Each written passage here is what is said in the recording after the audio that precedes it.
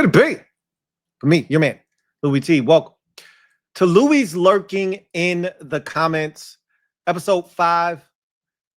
The videos that we'll be talking about in today's show will be from June 16th to the 23rd. What we're going to do is we're going to break this up into 2 separate videos because one of the videos, there were so many comments, it was just going to make this video a lot longer than it needed to be. So for the purposes of keeping both of those videos under 50 minutes, hopefully under 35 minutes, we separated them, and so I'm going to put them out in 2 separate parts. So this is part 1. You'll get part 2 tomorrow. So with that said, let's dive in to the first video that we're going to take a look at. And let me go ahead and enhance the font on this particular video. There we go. So now we are ready to rock and roll.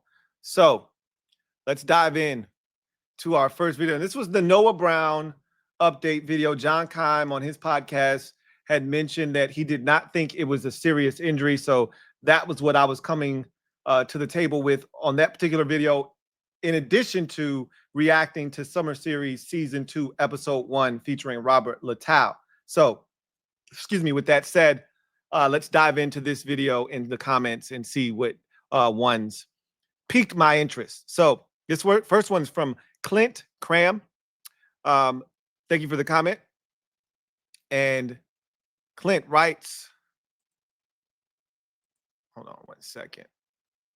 All right.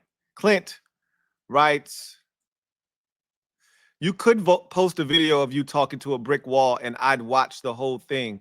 Laughing emoji. Always here to support. I found that really cool, first and foremost. I really appreciate that kind of support. That's the kind of unwavering support that I absolutely love. And this is why I rock with y'all. This is why y'all my people, because there's so many of you that feel the same way that Clint does. And that's why I do what I do, right? That's part of the reason why I do what I do, for people that rock with me no matter what, right? One of the comments to that comment, right, a response was funny. Reese Mander said, understandable glaze. What are we doing here? Come on. He wasn't glazing me. Stop it. He was just showing love, man. Really appreciate y'all, man. Thank you for the love, Clint Cram. DMV Skin 804 writes, hey, Slim, I'm definitely about to show my age, but I remember watching HTS Home Team Sports. Oh, my God. So this is in reference to something that I was talking about with Robert Littal on the first episode of Season 2 of the Summer Series. And I had mentioned that in this particular video that I'm old school. And I think I said I'm showing my age a bit. I talked about Headline Sports, and that's going way back. You got to be of a certain age to even know that Headline Sports even existed. And yes, I remember HTS.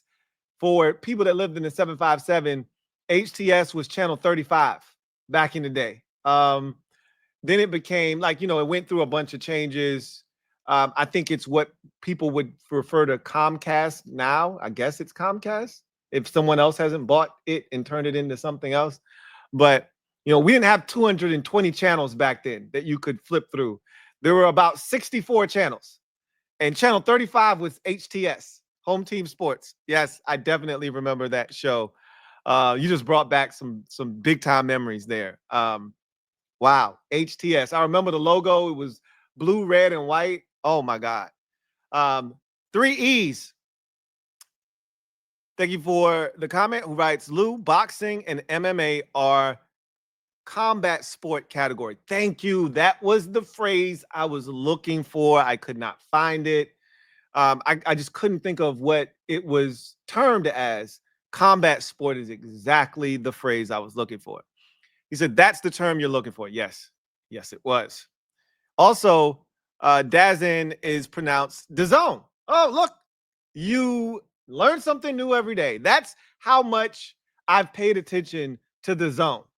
is that I thought it was dazzling and I never looked back. I said, you're trying to charge me to watch combat sports? You're trying to charge me to watch boxing? And it's a bunch of fights I don't want to. You want me to watch Canelo Alvarez fight a bunch of nobodies? And you want me to pay a bunch of money to do so? Yeah, right. And so I didn't even bother to learn how to pronounce it. Thank you for that. The Zone. Got you. And Floyd Mayweather's progression in boxing coincided with boxing's decline. You talk about protecting a boxer's undefeated record. Floyd was the GOAT at it. The sport of boxing declining is a big part of Mayweather's lack of reverence and respect for boxing and everyone else in it, including the fans. The Mayweather effect. Mayweather stands, especially the pride in their own race, are blind to any of this. I do believe you're spot on about one aspect of this conversation, and that's promoters, steering boxers away from guys that may beat them. Styles make fights in boxing. And sometimes, fighting a guy that has a style that may be perfect to defeat your own. We're seeing a lot of promoters in the with the mindset of trying to keep their fighter undefeated, as if protecting that right hand column is all that matters. What we care about is seeing great fights. None of the fighters of the past that we all love, that we romanticize poetically about, have a 0 in the right hand column. There was only one other boxer in history to have a 0 in the right hand column, and that was Rocky Marciano. I think it was Rocky Marciano, right?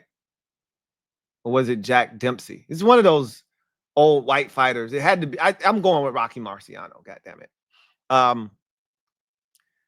And Floyd broke his record.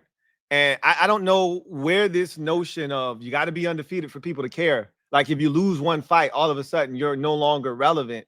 That's the dumbest thing ever. Yeah, people tuned in to see Floyd Mayweather protect his, perfect record or lose, one or the other. But it was a spectacle nonetheless. But to see how the sport has declined and how you see less and less of good fighters fighting one another until they're both past their prime, or one of the fighters is past their prime, it's a joke. And it's a big part of why the sport has declined. I do agree with that as well. Ty Stroman, thank you for the comment, writes, laughing my ass off. Lou was so annoyed by that second year slump comment. Yes. Yes, I was. I told you guys as much. I was very, very annoyed. But, what I'm saying, again, he was a guest on the show, and I wasn't going to crush him for his opinion, right? Even though I thought it was a very, basic one, I wasn't going to kill him for it. That's how he feels. Cool. Ty Stroman also writes, it's called The Zone. Yeah. 3E just told me, and now you're telling me too. I didn't know. Again, didn't know. Now I do. Thank you for that correction. Black Mel, 67. Thank you for being a member of the MOBB. Writes, hey, Louie. Yeah, the look on your face when he was talking about Jaden, he says, you were like, okay, bro, you tripping. I'm not with you on this. Man, it took everything. And I told y'all this already. It took everything in my fiber, in my being, every fiber, of my being to not say something to him about that. Because I definitely felt some type of way. I was like, if I do say something, either I'm not going to be very nice about it. And he didn't say anything crazy. So I didn't need to be like, I would have talked to him like he was my boy, like he was one of my homeboys. And that's not our relationship. So I needed to keep it professional. And I was like, come on now, good and well that. And so I didn't want to take it there. And I don't think he would have been offended by that. I think he would have gone back and forth with me. I just, the episode didn't need to be another 15 minutes. You know what I mean? And I'd already kept him long enough. And I wanted to make sure that I was being a good steward of his time. Because trust me, I could go on that conversation. And it could have led to another 10, 15 minutes that didn't need to happen. So I just had to bite my damn tongue on that one. But you can see it was like Levert. It was written all over my face. I didn't have to say a word. You knew exactly what I was saying. All right. Kalon Meekins, right? You can say boxing was the dominant sport at some time, and I agree. However, you are seeing athletes return to it for big money and high entertainment value. It was once upon a time the biggest sport in the United States without question. And in the, I would probably say from the early 1900s all the way until I would say the early 80s, I think boxing was the most dominant sport in maybe the 70s when Ali was at his peak and Foreman and all those heavyweights and Frazier um, and Larry Holmes. I do think boxing was, but I still think the golden age was the 80s, you know, with all the middleweights. And I think boxing was still king then with Sugar Ray Leonard and Marvin Hagler and um, Hearns and Duran and Arguello and oh my gosh, what's my man's name? Ah, shucks. Jesus, I can't think of his name, and I can see his damn face. Um, it'll come to me. But you're seeing people exploit boxing, not return to the sport and make it great again. They're exploiting boxing because they know people want to see physical violence or combat, right? And so they're just take like a guy like Jake Paul, for instance. He can't fight, and he hasn't fought anyone, but he's exploiting the sport and people help him take advantage of it. That's not my thing, right? That's not my thing. It's him, Mega, my guy Mega. Thank you for being a member of the MOBB who writes, "Hey Lou, headline sports though. Yeah, man. I know. I'm showing my age. I know. I know. I ain't gonna call you old, but you seasoned as a mug, bruh. I hear your jokes. Yeah, yeah, yeah. I look, man, I'm not gonna run from it. I am definitely seasoned in the game. And I remember headline sports. What you want me to do? Shoot me, right? Mike Easton writes, you would call it combat sports when it comes to boxing, mixed martial arts, and kickboxing or striking arts. It falls under the realm of combat sports. And I'm speaking be, being the one from DC to fight in the UFC or on the main stage. So yes, um, combat sports is exactly the term I was looking for. Thank you for that, Mike Eason. Off to another world. Thank you for the comment. Writes, never thought Noah's issue was serious. I was telling Juan Gotti that Noah walked off the field. He was carted due to the distance from the field to the locker room. For me, throwing his helmet and yelling was more about frustration going into a well-deserved time off. Imagine having reservations for your trip to Cabo only to end up having to rehab regardless of time. I've got tickets for the weekend. Now I've got to schedule visits with the doctor, an MRI of some form of rehab, time loss. Shit. Yeah. And you know what? A lot of times we don't even think about that aspect. I always try to remind people that these guys are human too. And this is a great example of reminding people of the human element of these players, right? He could have just been hurt, not to the extent that something was seriously wrong, which I don't know if he knew that at the time. He just knew he was in excruciating pain. But, you know, maybe he was thinking like, damn, I am hurt. And irregardless of how significant, I'm hurt enough to the point where I am going to have to maybe cancel some plans or at least alter them in some way, shape, or form. So that could have been it too. That could have been it too. I just think he was I just think he was hurting at that time and he didn't know the severity of it. And this is a guy that's been hurt every year of his career. Here he is finally healthy, right? Had a very scary injury last year. The last thing he wants to do is be hurt again. So I think it was more of that than what you were referring to. But to your point, he wasn't injured all that seriously. And that's the most important thing that any of us care about. So thank you for that comment. Off to another world. So now we transition to the final video that we'll talk about on this particular show. And that's my live stream from last week entitled Sick and Tired of the Commanders' Narratives, of these Commanders' narratives. And really, I was talking about some low hanging fruit topics that were starting to irk my nerves, not necessarily pissing me off, but just starting to irritate me a bit, right? I also had a list of items that I referenced that the Commanders had to improve on in 2025 in order for them to be successful.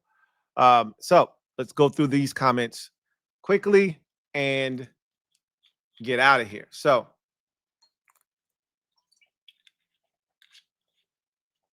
Be Well 4467 writes, first, I've heard of Connor Orr's name before. Oh, hold on. Let's make sure that you guys can see. Okay, yes, just making sure you guys can see me and the comments simultaneously. All right. So,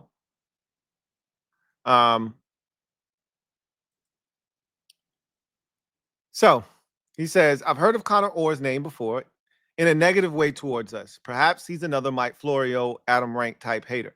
Secondly, in my humble opinion, when you beat bad teams the way we beat bad teams, it says something good about our team, mainly that we're no longer a bad team. And that, in addition to the additions we made this offseason, gives me great confidence.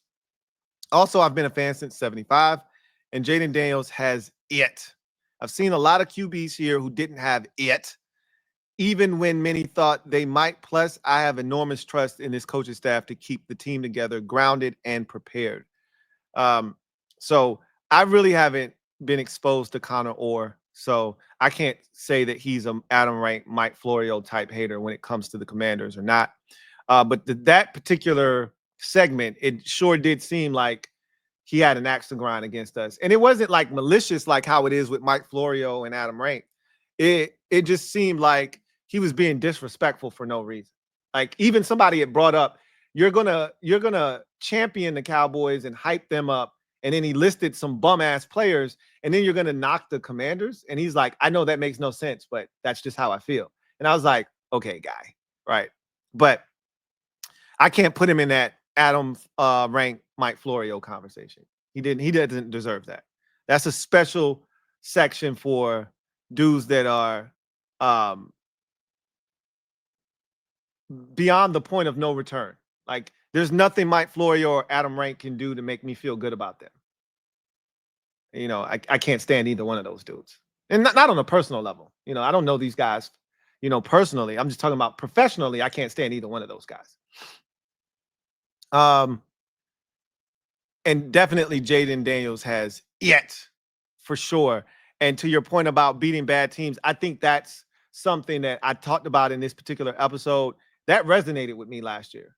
You know, taking yourself from that group of teams that's in the middle class to the, you know, right slightly below middle class and saying, I don't belong here. We're not on the same level. That was refreshing. Very, very refreshing. Omar writes, rant, my way or the highway. Answer for everything. People will believe that what they believe until you prove your side again. And if they want to use bad teams on the schedule with backup quarterbacks reason, they can. It's evidence. You can claim your viewpoints with back-to-back evidence, doing it 2 seasons in a row. That's usually how it goes in the NFL. Until you fall off more than once, then you have to prove yourself. Again, I don't necessarily disagree with any of those points. It's a prove it league. It's a what have you done for me lately league. And we did it once. And I've already said I have PTSD still. And the sliver of PTSD that I have remaining is we haven't done it in back-to-back seasons. So I need to see it to know, right?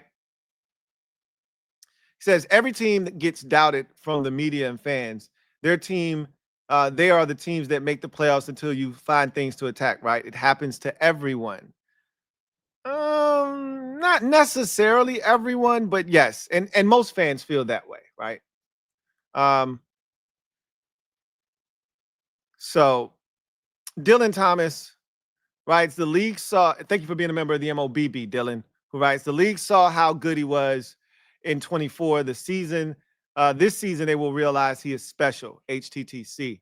And that's the point that a lot of Commanders fans have been making in a comment section of a number of videos that I've put out is, you know, this year is the exclamation point. Like last year was the announcement, hey, I'm here.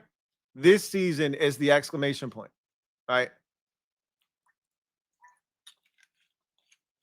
Just in case you thought last year was a fluke or you thought I was playing or I was joking, here's proof that I'm about that life. I'm like that.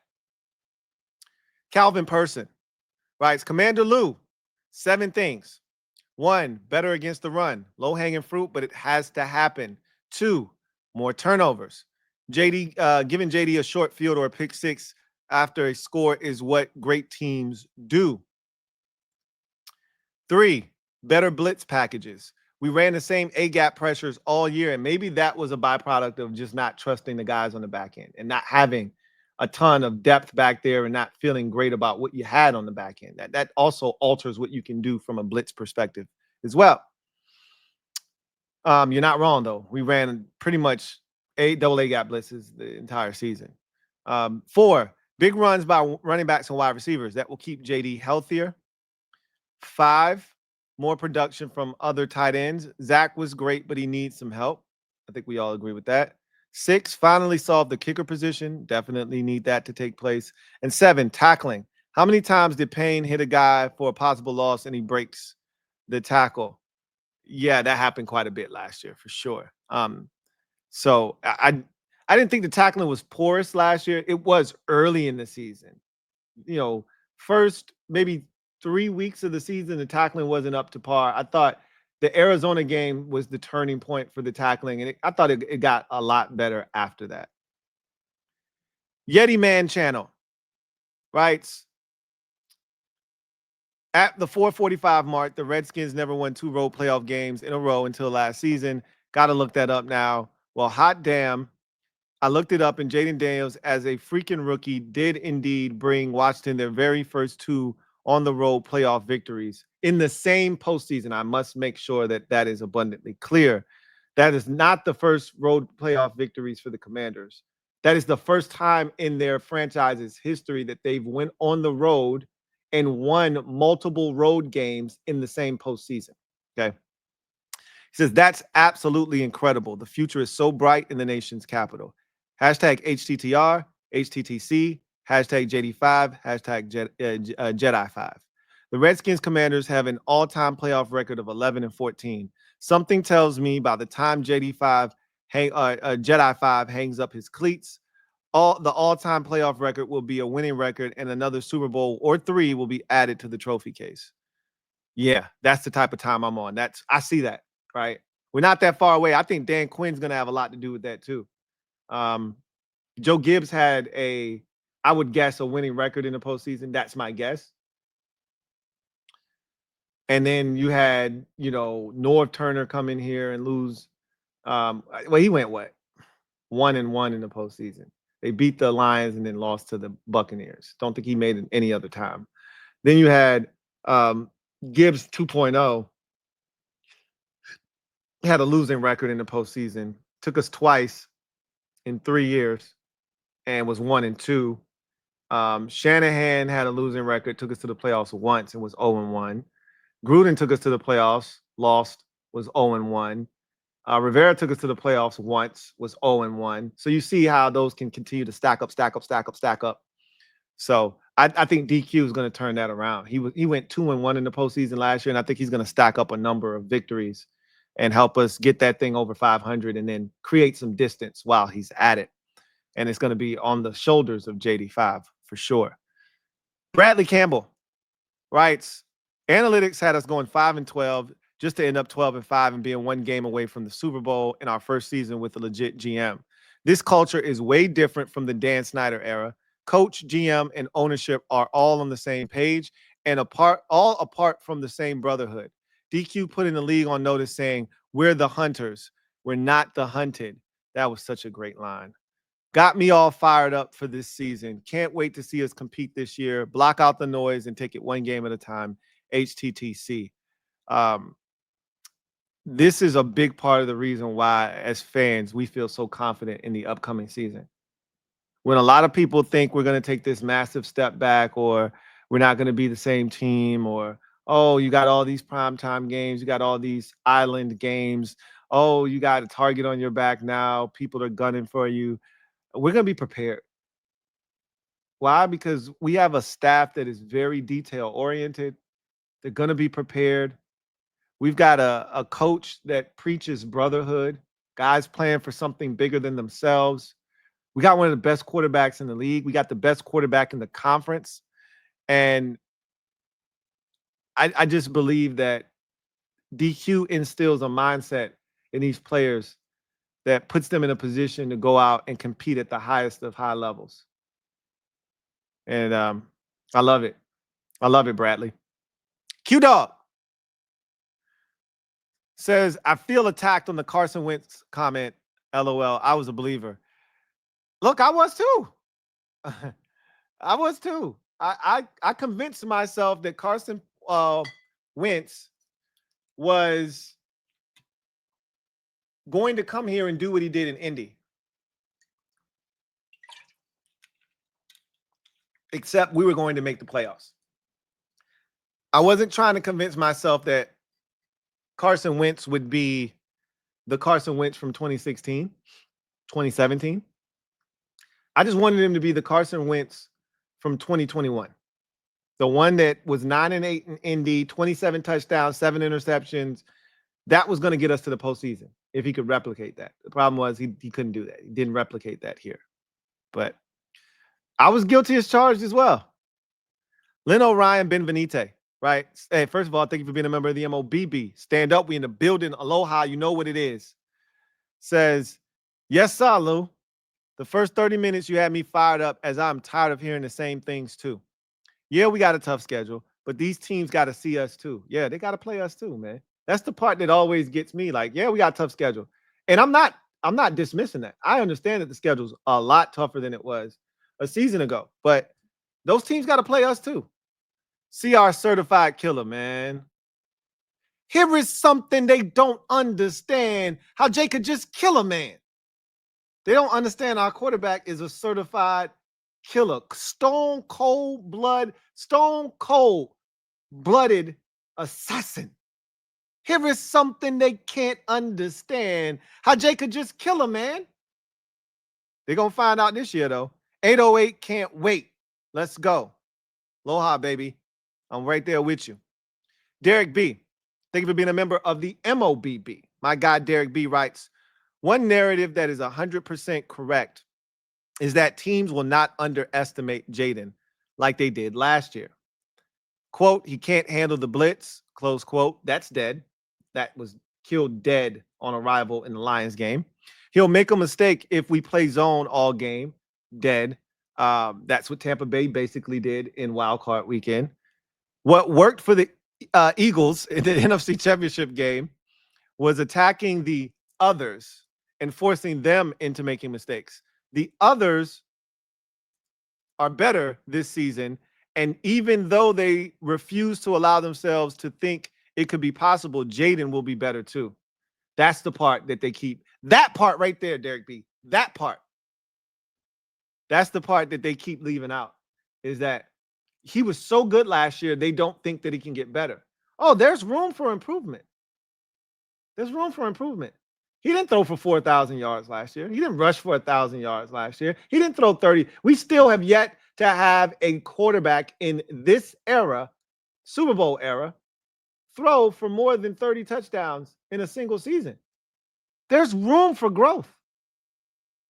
And it's going to happen. It's going to happen. Shizzle P. McNasty. I love the name. I'm just going to be honest with you.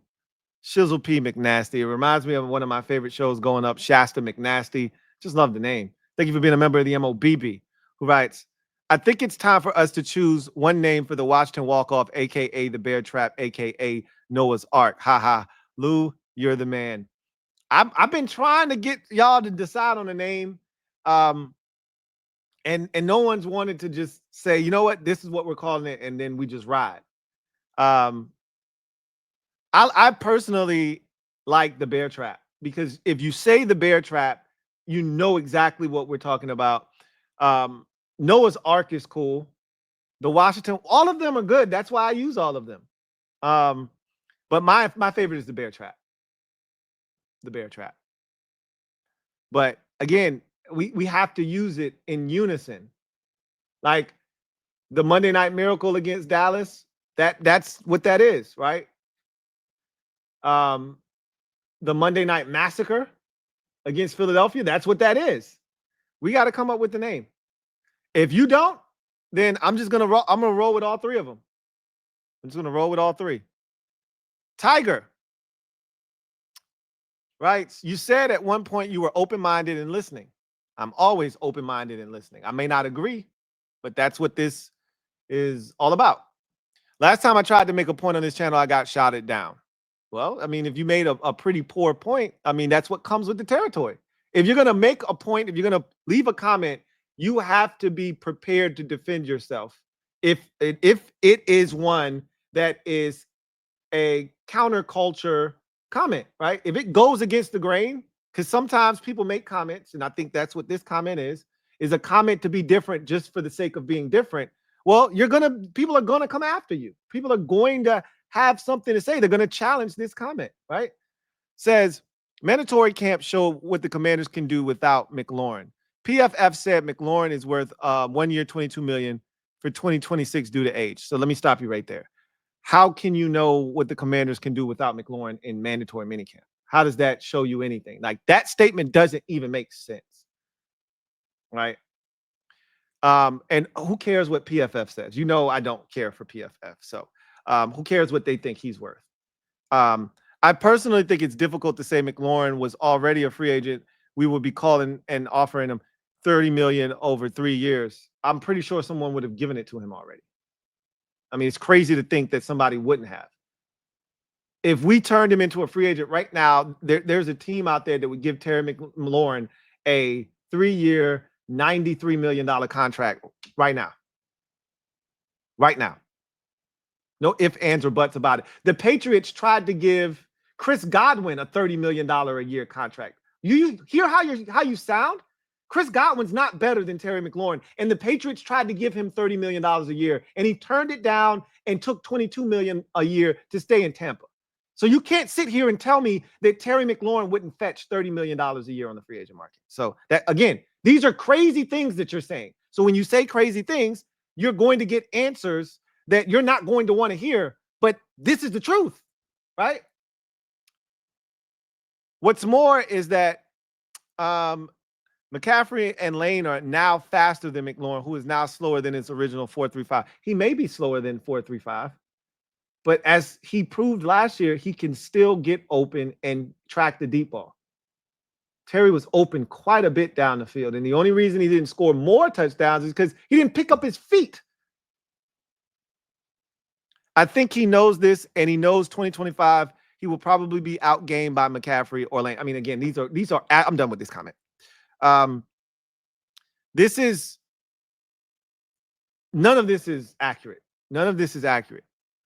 None of this is accurate. None of this is even worth further discussing. All right, it's on its face. This is a crazy comment that you made. And again, if it makes sense, I'm all for it. We can talk about it. Nothing you've said here makes any sense. So you're telling me a rookie and a second-year guy that barely got his hands on the football last year are going to have more production than Terry McLaurin in the upcoming season? I mean, do you hear how you sound? And second,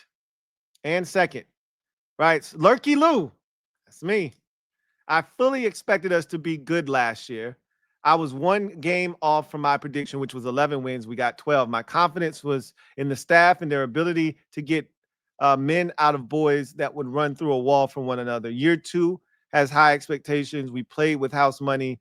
While we are concerned about what's missing, we need to embrace what we have as a family, HTTC. That's what they did last year, and they may have overachieved because of it. So I agree with that notion of, hey, we can sit here and dwell on what we don't have, but that's not going to change anything. Let's talk about what we do have. And what we got is a brotherhood. And what we have is an improved roster, and what we got is 5. What we have is a hell of a coaching staff, right? Let's go find a way to win with that. I agree. Off to another world.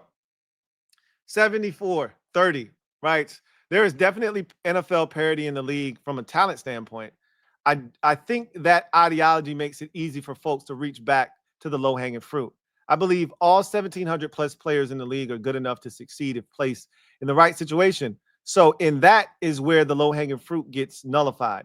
Currently, this organization has shown itself to be one of the better situations for players, not just one player or two players like in the past, but the entire squad is in a great situation. So the low hanging fruit can hang all day, but the good high level fruit is right here in DC, brother. And I agree with that. Like if Tom Brady were on the Cleveland Browns when he came into the league, he wouldn't have turned into Tom Brady. You know, situations definitely dictate success.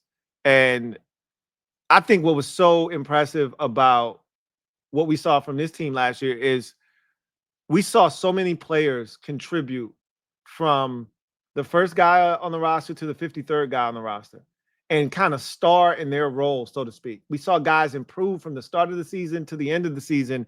And it's to me indicative of something that just hasn't been here in quite some time, and that's coaching. All right. Off to another world also writes JD so-called sophomore year is going to be painful for defenses. This was some Neo shit last year. Week after week, the league was releasing their best agent Smiths. JD was like, nah, bro, taking them dudes out. It was a lot of fun to watch. Swayze Gaming. Hey, Lou, did you know B-Rob almost had a 1K yards rushing last season, including the playoffs? He had 928. Maybe that's why he's stating that he will be better this season with the new O-line, healthier B-Rob. He had his best season last year, and he only had 187 carries, which ranked 26th, but people are still ready to move on. We are ranked 15 out of 32 teams with him and Eck.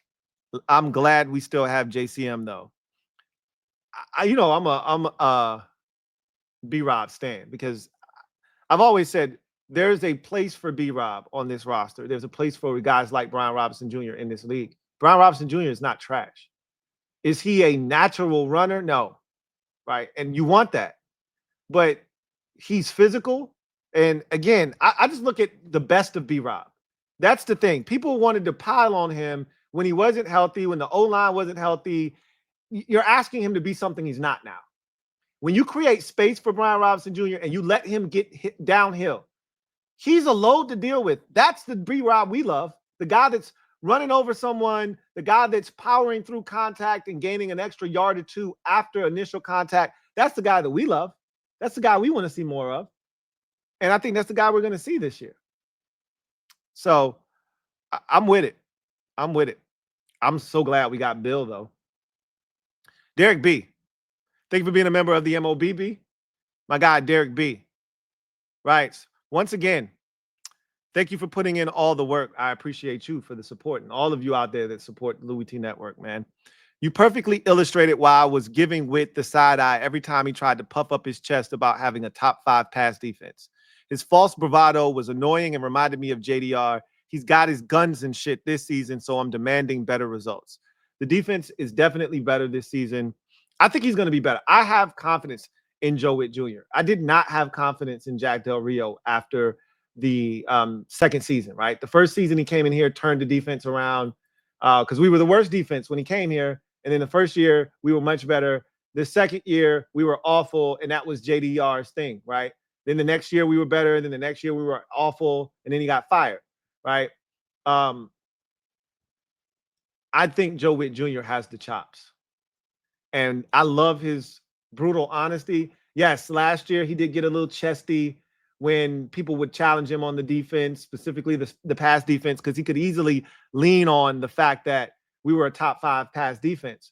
But we all knew the truth, and we would always talk about that on the channel. Like, we know that's not a top 5 pass defense, so you could sit here and try to, convince and blow smoke, but we knew what was really good.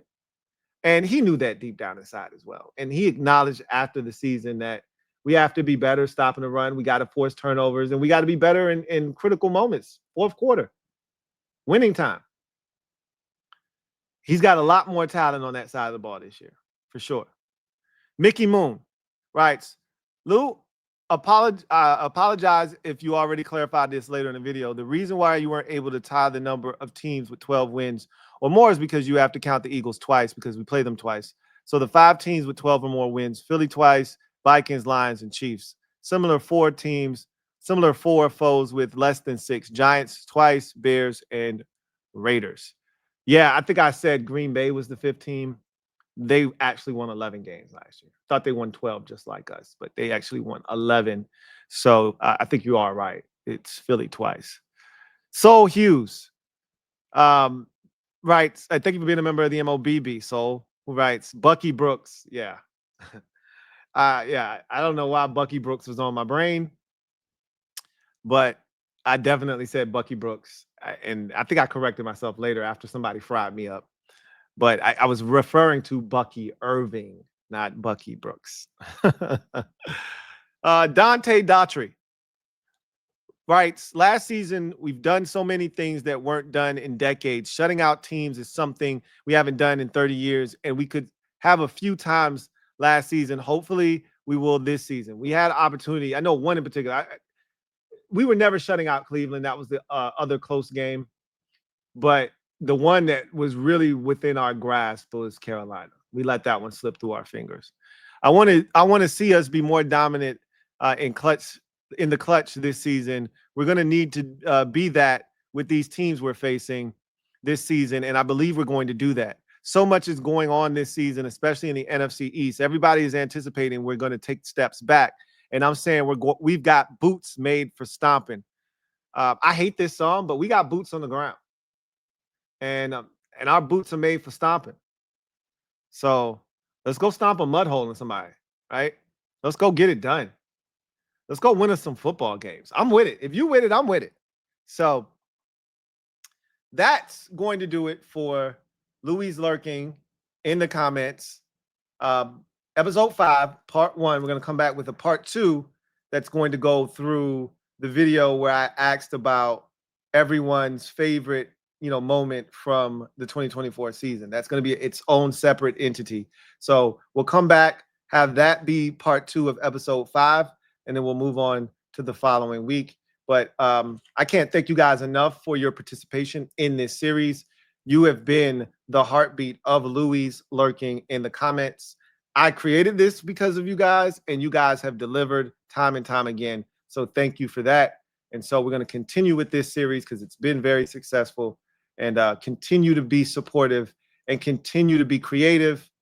Allow your voice to be heard in the comment section. And if you do that, you already know your man Louie's always and forever lurking in the comments. I'll see you guys next time. Have a good one. Louie Tee Network.